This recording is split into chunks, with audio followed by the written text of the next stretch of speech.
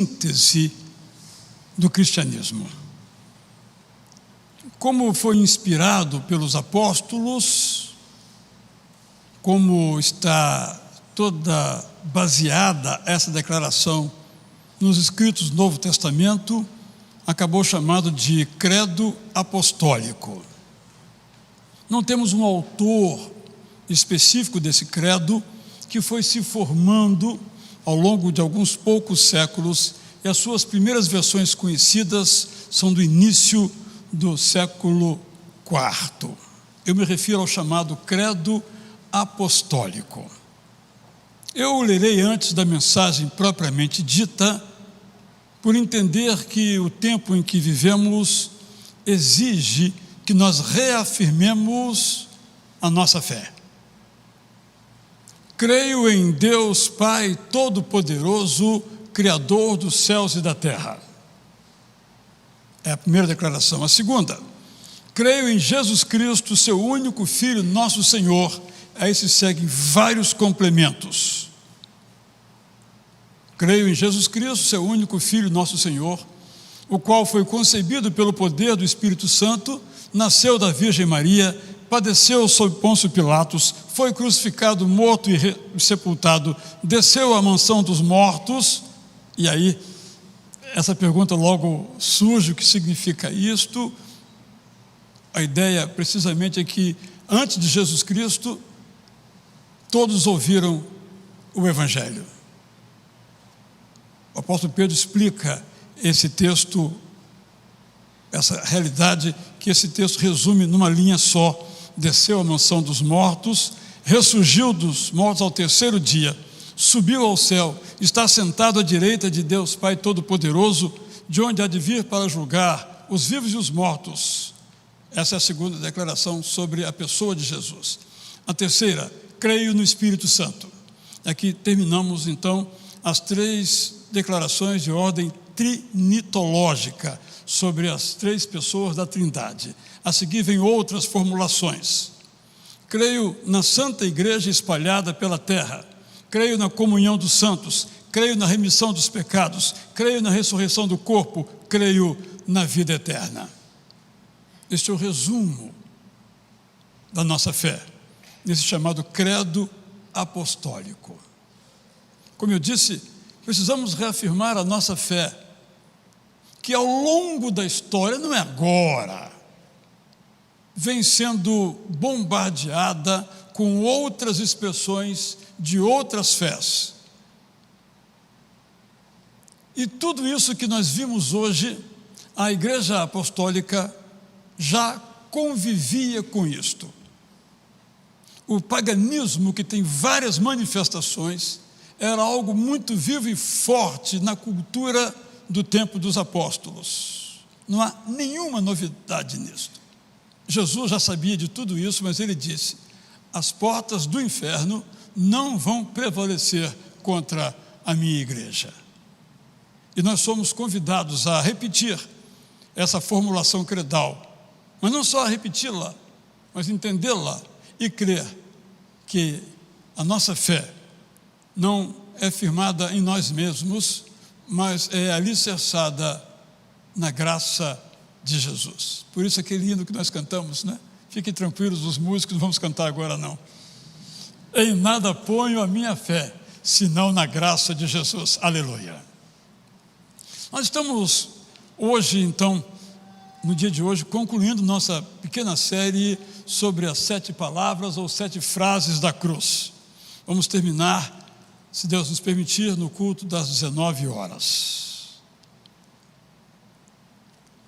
Estamos diante agora então da quinta palavra da cruz, a sexta palavra, perdão, quando ele diz, vou ler o texto: está consumado. João 19:30. Vale a pena nós lermos.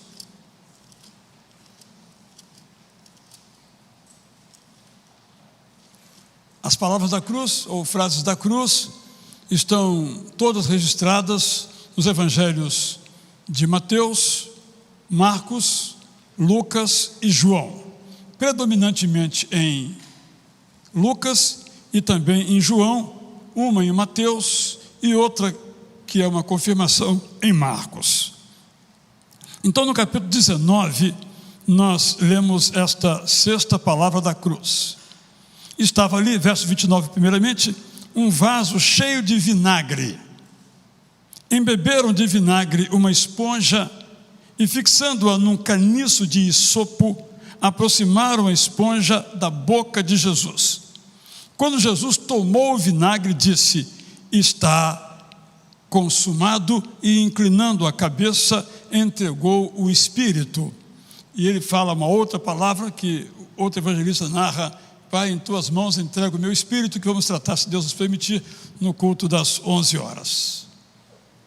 Esta palavra está consumado, no original grego em que foi escrito, é uma palavra única, uma única palavra, telestai,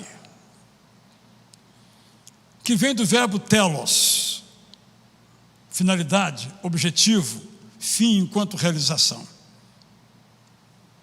Consumado, terminado, sofrimento terminado, objetivo realizado, missão cumprida, propósito alcançado, realizado o que foi planejado, profecias cumpridas, projeto realizado, plano concretizado, realizado o que foi combinado, sucesso alcançado. Tudo isso cabe nessa única palavra, consumado. E esta palavra também era usada nos estádios quando alguém comprava um ingresso para o espetáculo. E quando ele pagava em dinheiro ou à vista o seu ingresso, ele recebia um carimbo em que estava escrito consumado. Há muitos anos, nos anos 70, meados dos anos 70, eu, numa viagem a um outro país, fiz uma escala em Bogotá. E fiz um lanche na espera do avião, que era mais tarde, e eu nunca me esqueci que me entregaram uma fatura depois que eu paguei. E na fatura estava escrito cancelado. Não é interessante essa palavra? Que em português quer dizer uma outra coisa, mas está muito próximo no seu sentido. Cancelado, ou seja, a dívida foi cancelada. O consumo foi realizado e o pagamento foi feito. O rapaz pode ir embora, não deve nada.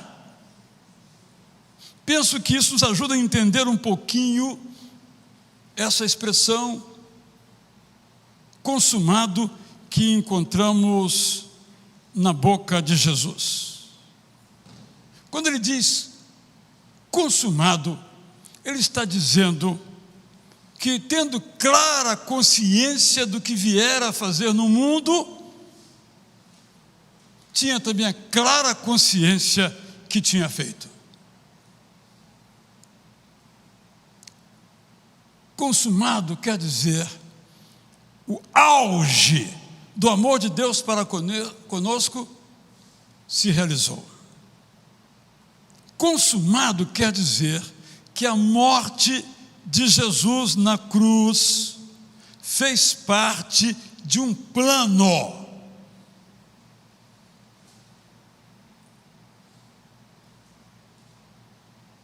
Eu sei que é muito simples, mas é preciso que nós entendamos essa formulação teológica muito profunda.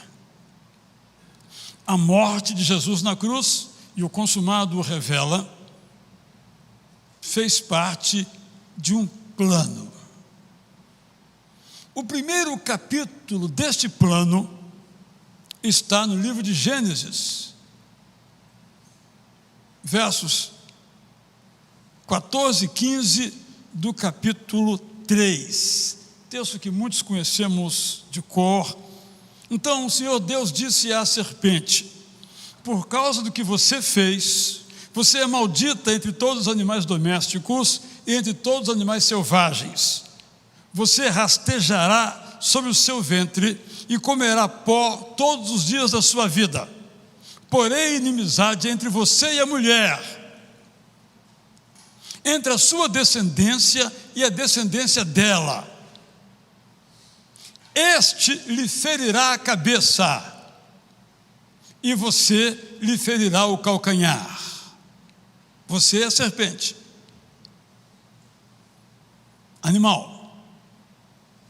Vai ferir o calcanhar. De quem? Do filho de Eva, Jesus. Esse é o plano. Numa paráfrase, podemos ler assim: por ter feito o que você fez, você é maldita entre os animais domésticos e selvagens. A partir de agora, você vai rastejar no chão e vai se alimentar da poeira por toda a sua vida. Além disso, você e a mulher serão inimigas, e esta inimizade alcançará os seus descendentes. Um deles será ferido por você no calcanhar, mas um descendente da mulher ferirá você mortalmente na cabeça. A morte de Jesus é esse golpe na cabeça da serpente. Esse plano fica muito claro em Isaías 53. Se algum dia eu estivesse num lugar público e me dissesse: você só pode citar um trecho da Bíblia, só um, nenhum outro, só um, qual seria este? Ele foi traspassado por causa das nossas transgressões e esmagado por causa das nossas iniquidades. O castigo que nos traz a paz estava sobre ele, e pelas suas feridas fomos sarados.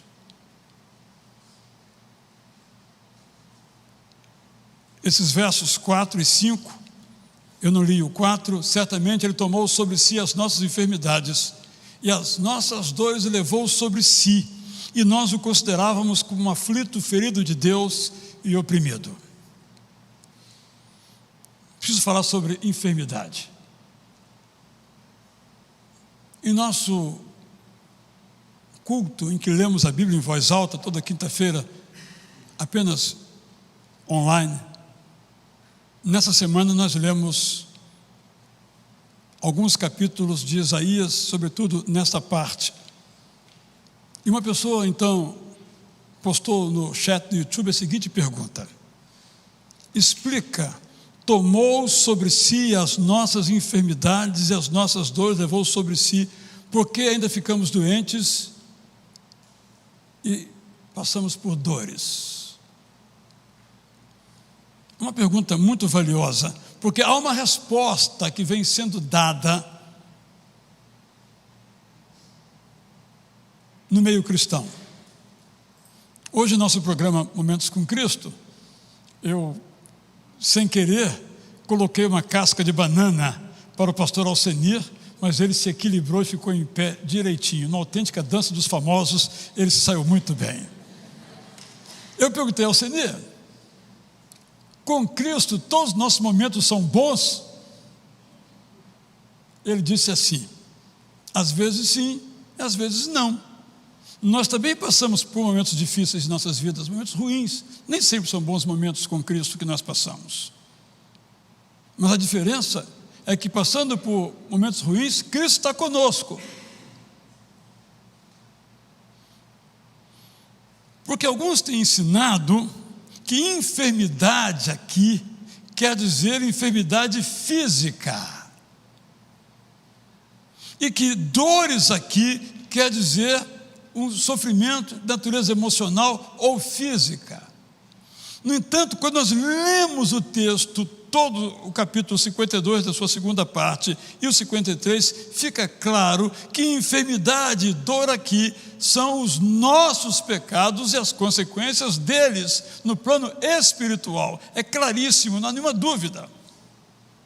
No entanto, pessoas têm lido deste modo. Por isso estou reafirmando isso que nós todos aqui cremos, que o que foi colocado sobre Jesus foram os nossos pecados, enfermidades nesse sentido, e as consequências dos nossos pecados, dores nesse sentido.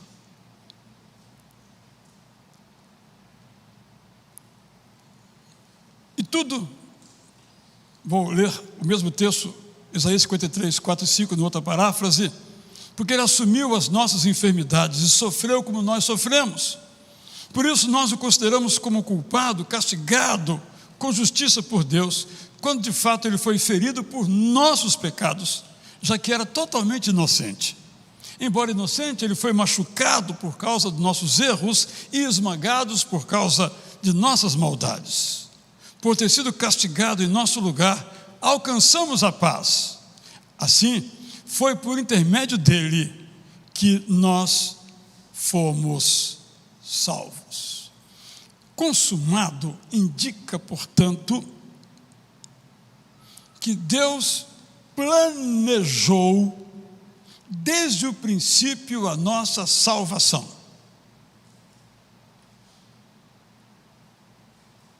Não é fácil compreender, porque adolescente eu tinha a seguinte pergunta, e talvez você também a teve, ou quem sabe até a tenha: se Deus sabia por que o homem ia pecar, por que Deus criou o homem? Resposta: não sabemos. Podemos imaginar. Eu gosto de pensar que Deus apostou no ser humano. Mas apostar é um verbo horrível, eu sei. Apenas para indicar que tal era o seu desejo de ter conosco comunhão e relacionamento, que Ele arriscou. E também posso imaginar que, sabendo Ele que nós iríamos fracassar, Ele criou a solução. E a solução iria doer muito nele, porque era a morte do seu próprio filho.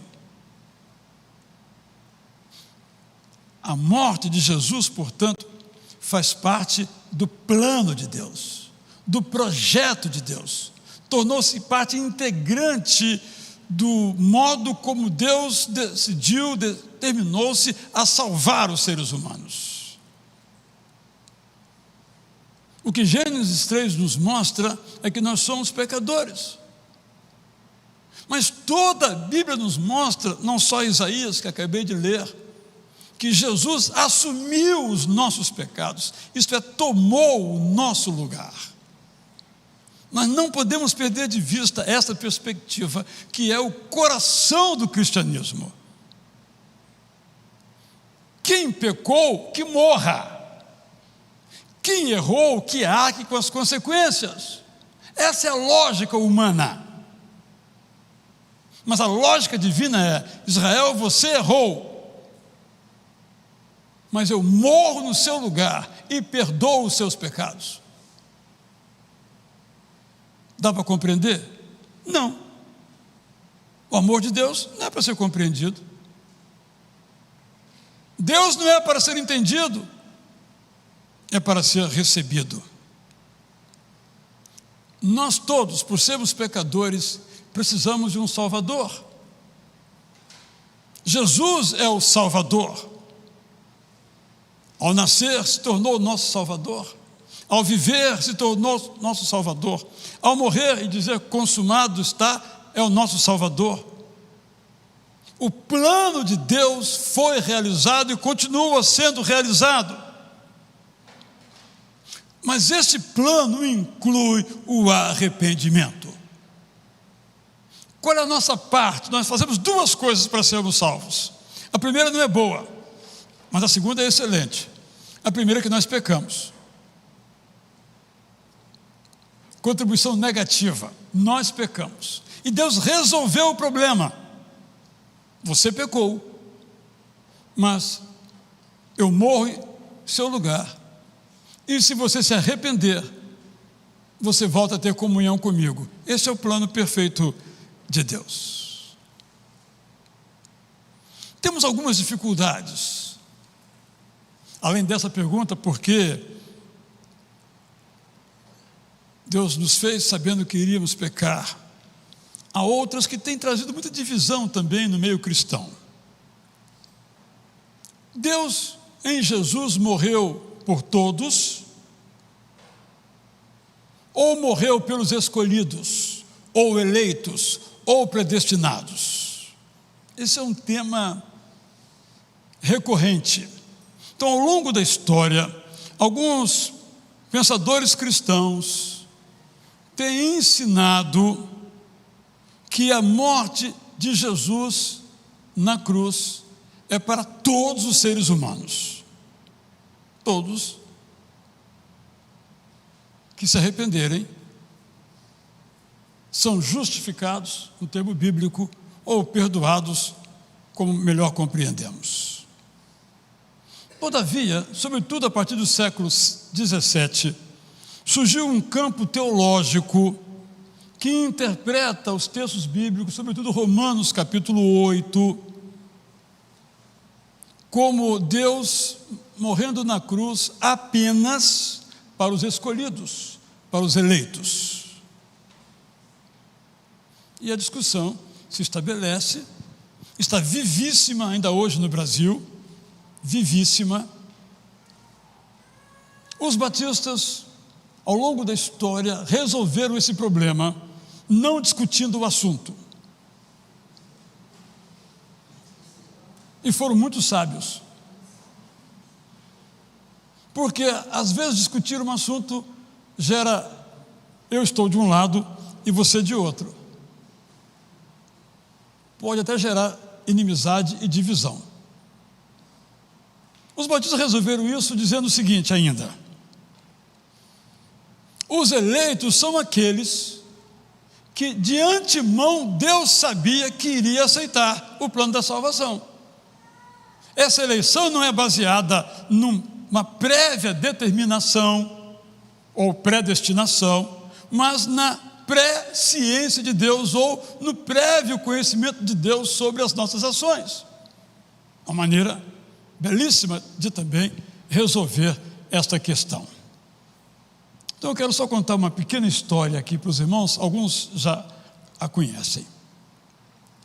Há algum tempo sepultamos aqui uma irmã que era presbiteriana, se assentava ali naquele terceiro banco ali, onde está a família da Gelma, e pouco tempo antes eu me encontrei com ela num hortifruti. Eu estava pregando sobre teologia, falando do plano de Deus e falando de predestinação, como entender isto. E ela me disse: eu tenho um sermão do meu pastor sobre este assunto. No caso, o pastor Zaqueu, que era o pastor da igreja presbiteriana da Tijuca, na rua Alzira Brandão, já falecido. Eu vou levar. Então, deu o endereço, um dia só levo na minha casa. Quando eu cheguei em casa, saindo do sacolão, já estava lá o envelope. Um texto datilografado, na época, anos 60, 70, era a grande tecnologia da época, e ela então me deu o texto. E o pastor Zaqueu, presbiteriano, portanto, de uma cepa que chamaríamos de calvinista ou predestinista, disse o seguinte: se eu coloquei no meu livro O Plano e o Caminho, quando a predestinação e o livre-arbítrio se encontram,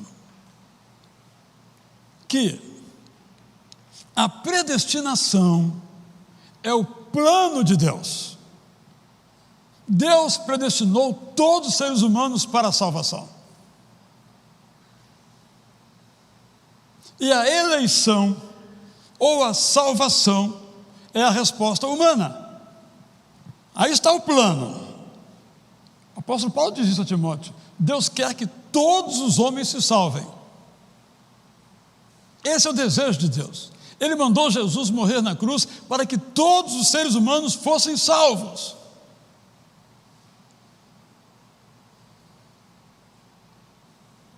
E aqueles que aceitarem esse projeto, essa graça, esta oferta, realizam o plano. Jesus completou o plano, está consumado. A parte de Deus foi feita, agora entra a nossa parte, aceitar ou recusar. Mas eu preciso falar de uma outra perspectiva teológica, que se chama universalismo.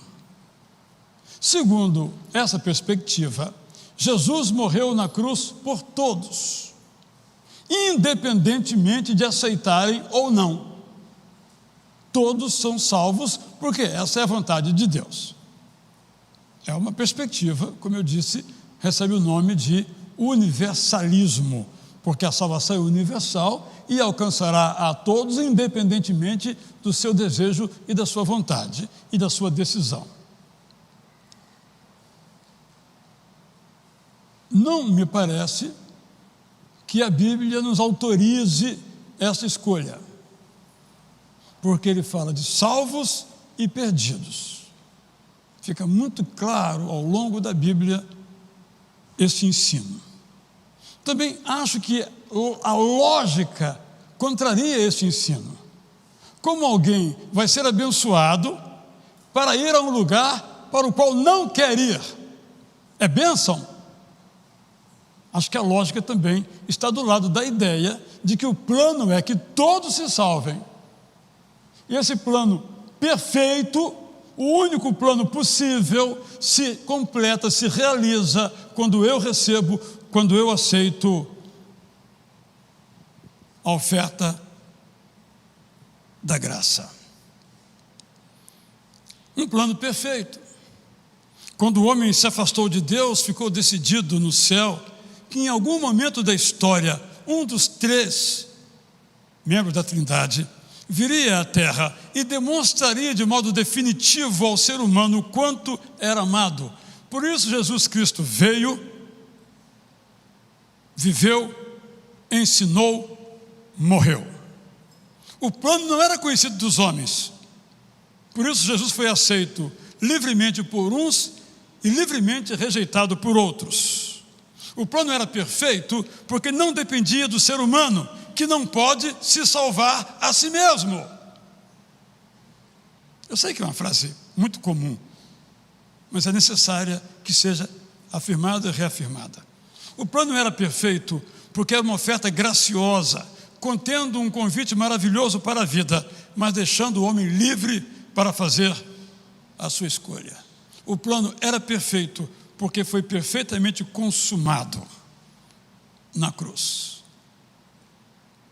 Além desta lição, desse convite, a aceitação da oferta da cruz, esse está consumado nos mostra que a história não segue a esmo.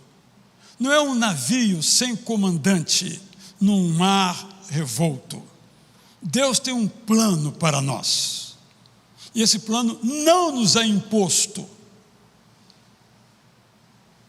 O plano de Deus não é imposto a nós. Até uma música muito linda que diz: Deus tem um plano para cada um de nós. E a letra prossegue: fiquem tranquilos, não vamos cantar agora. O dia que eu for cantor, aí eu vou colocar todas essas músicas eu mesmo cantando, mas o culto vai durar 2 horas, a mensagem vai durar 2 horas, mas não chegamos a esse ponto ainda. Eu estou me aperfeiçoando para ser um cantor nunca. Por isso, talvez, em lugar de plano de Deus, devamos pensar em propósito de Deus. Deus tem um propósito para as nossas vidas. Isaías 26:3, que diz que Deus conserva em perfeita paz aquele cujo propósito é firme, porque ele confia em Deus. O apóstolo Paulo diz em Efésios 1:11 que nós fomos feitos herança de Jesus, predestinados segundo o propósito daquele que faz todas as coisas conforme o conselho da sua vontade. A gente olha para os eventos do presente e fica com a impressão de que a história é como um trem desgovernado, sem trilhos, ou uma viagem sem rota, ou uma embarcação sem comando. Tudo está consumado. Nos diz que Deus tem um propósito, Deus tem um plano. Eu termino com uma pergunta. Afirmei, repito, que Jesus tinha clara consciência de que terminara aquilo que viera a fazer.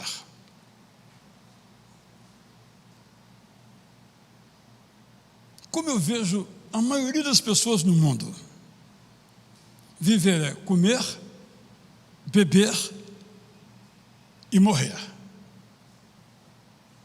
Esses 3 verbos definem o propósito, se é que eu posso chamar isso de propósito, da maioria das pessoas.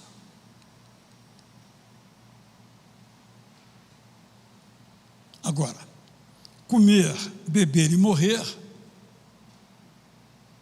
seu gatinho faz, seu cachorrinho faz, a sua tartaruguinha faz, o seu hamster faz. Eu não sei o que mais você tem em casa. Calopsita faz. Agora, ter um propósito na vida, só nós seres humanos. E qual é o nosso propósito? Qual é o seu propósito na vida? Essa é a diferença radical do cristão. Porque nós temos um propósito, nós não vamos seguir os nossos desejos. Porque ele nos afasta do propósito, por exemplo. Porque nós temos um propósito, nós não vamos permitir que as adversidades nos desviem dele. Nós temos um propósito. Eu quero terminar contando uma história muito antiga, bastante conhecida, mas penso que ela nos ajuda bem a entender isso. Segundo essa história, que dizem que é real, aconteceu em Cuba, no século XIX, um homem foi encarregado de levar uma mensagem num contexto de muitos conflitos. O general, então, chamou esse homem, disse: você vai levar uma mensagem ao general Garcia.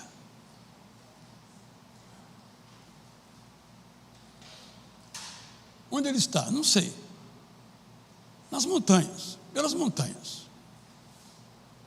Esse homem, então, pegou a mensagem, esse envelope, amarrou do seu próprio corpo.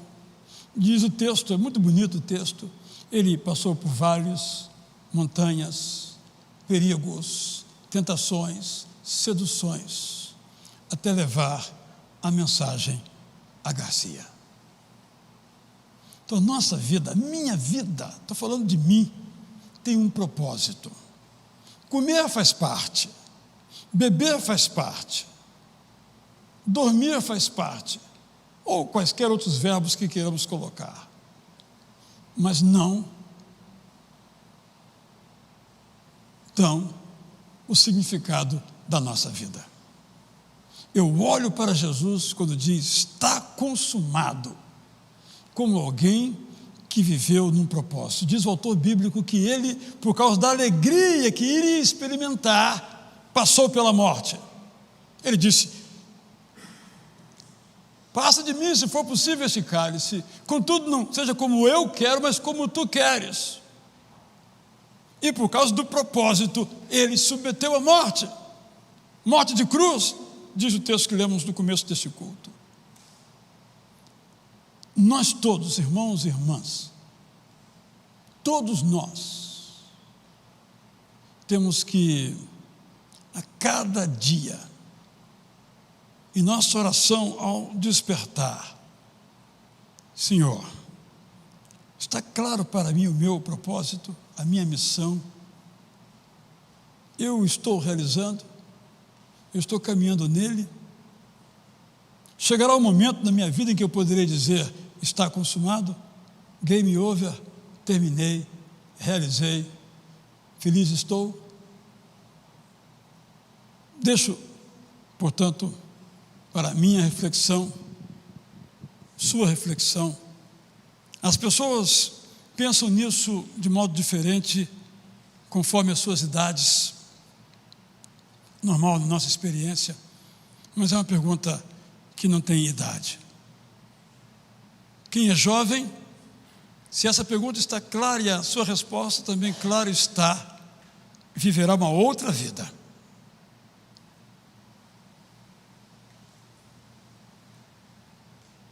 Para quem é mais experiente, quem tem clareza nessa proposição, nessa resposta, de igual modo, se realiza como um ser humano. Nós somos chamados para a felicidade, mas só há felicidade não na fama que inebria a nossa época, não no dinheiro que conspurca todas as épocas, nem nos prazeres sempre sedutores. O nosso Deus sempre foi o ventre, diz o apóstolo Paulo, mas a nossa felicidade está na missão. Estamos realizando o plano de Deus para o mundo, e esse plano incluiu Jesus. Ele disse: está consumado. Esse plano nos inclui, e chegará um dia em que olharemos para trás e diremos: está consumado. Para dizermos no futuro está consumado, hoje temos que dizer: estamos de acordo com o plano, nós estamos realizando. Senhor, temos Jesus como nosso Senhor e Salvador, mentor e pastor. E temos a sua vida, que por meio da morte dá sentido à nossa. E temos com ele aprendido a clareza da sua missão. Então, Pai, eu quero te pedir que nos ajudes a ficar firmes no propósito que tens para nós. Pai, eu te rogo por aqueles que ainda não sabem qual é o seu propósito, para que o Senhor ilumine as suas mentes. Também te peço, Senhor, se alguém participa conosco desse culto aqui ou em casa, agora, em algum outro momento, que não compreendeu o plano perfeito, não recebeu Jesus como Senhor da sua vida, que hoje mesmo, havendo alguém assim, possa fazê-lo, de tal modo que venha integrar teu grande projeto para a salvação de todos aqueles que creem. Nós oramos assim, em nome de Jesus. Vamos ficar em pé e vamos cantar.